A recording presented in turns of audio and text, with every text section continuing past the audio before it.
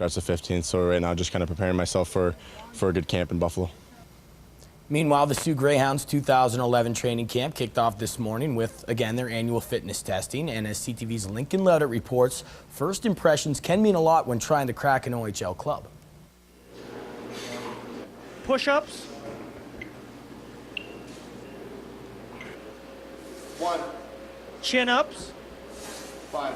Come on, Brian. 6. And the shuttle run are important steps to making a good first impression.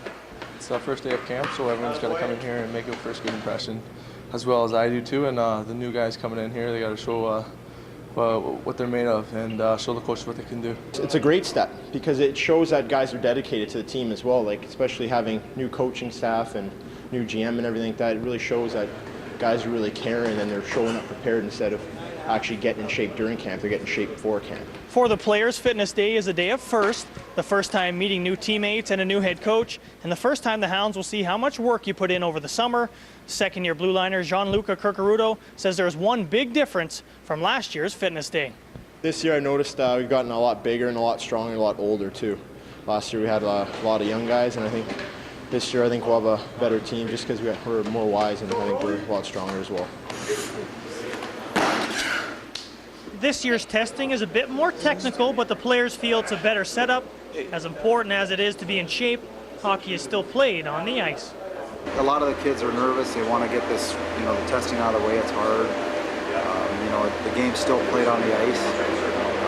So, you take some credence into what they do over the summer, but still they got to be able to go out on the ice and think and play. All 56 Hounds hopefuls will get a chance to do that as on-ice sessions begin Thursday morning. Lincoln Loudett, CTV Sports, Sault Ste. Marie. Sorry, in the third period. We're only in the second. And that is a crushing hit.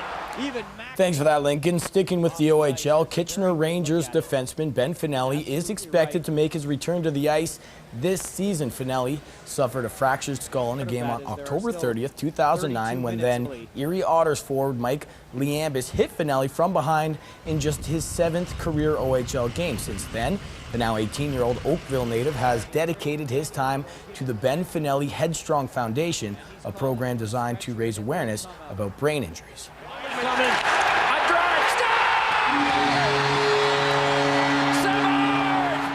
Unfortunately, you may never hear or see that again. Boston Bruins general manager Peter Chiarelli told the Boston newspaper on Wednesday that Bruins forward Marc Savard will not compete during the upcoming NHL season and may never play again. Savard has suffered several concussions in his 13-year NHL career. The 34-year-old played in just 25 games for the Bruins last season. And finally tonight, the Toronto Blue Jays are getting set for the second of a 3-game series in Baltimore. Henderson Alvarez gets the ball for the Birds. The O's counter with former Blue Jay Jojo Reyes. Also, some breaking news tonight. Former NHLer and Toronto Maple Leaf enforcer Wade Belak has been found dead in a Toronto hotel. Details of his death have not yet been released. Belak was just 35 years old. And that is your look at sports. Time now for entertainment news. Entertainment is brought to you by Pete's Rental. If you can dream it, Pete's Rental can make it a reality. 315 Lorne. Daryl Hannah made a splash in Washington Tuesday when she was arrested in front of the White House.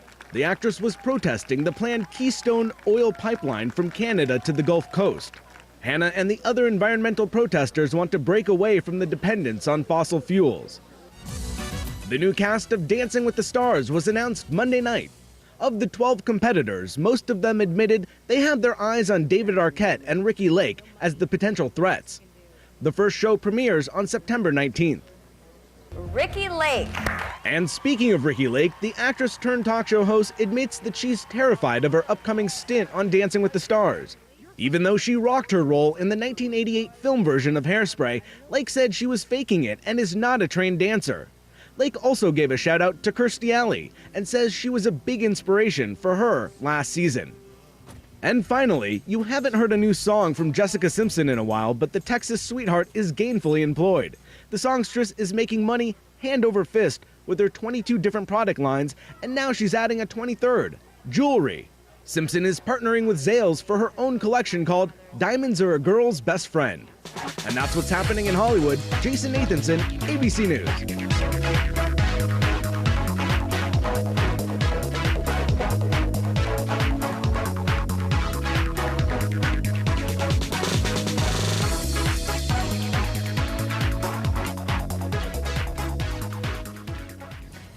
Next in business, Michael Hainsworth will tell us why Bay Street is not expecting to drive back into the recession despite the economy shifting into reverse this spring. First, here's a look at some northern stocks.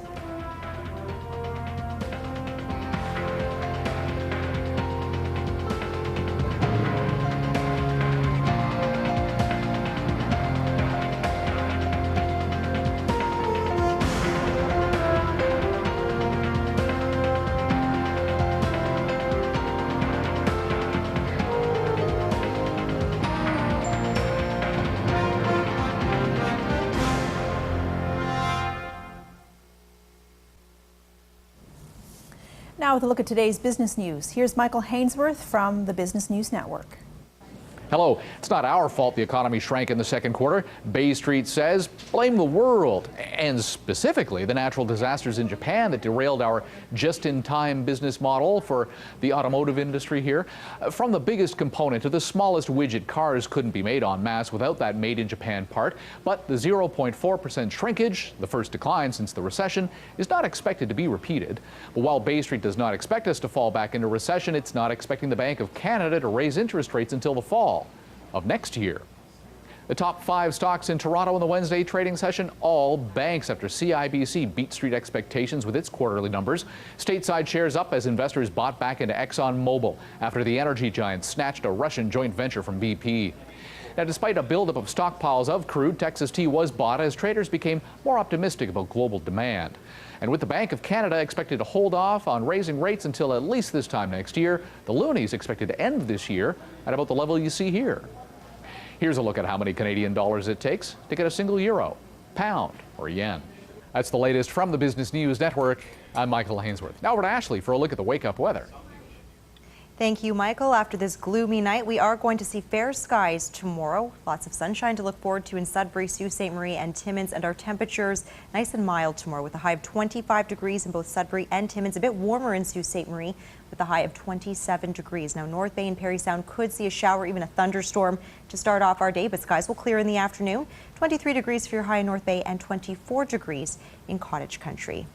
And for more weather details, you can visit our website where you can also watch highlights of this show. News updates are also available by following us on Twitter. Check us out at ctvnorthernontario.ca.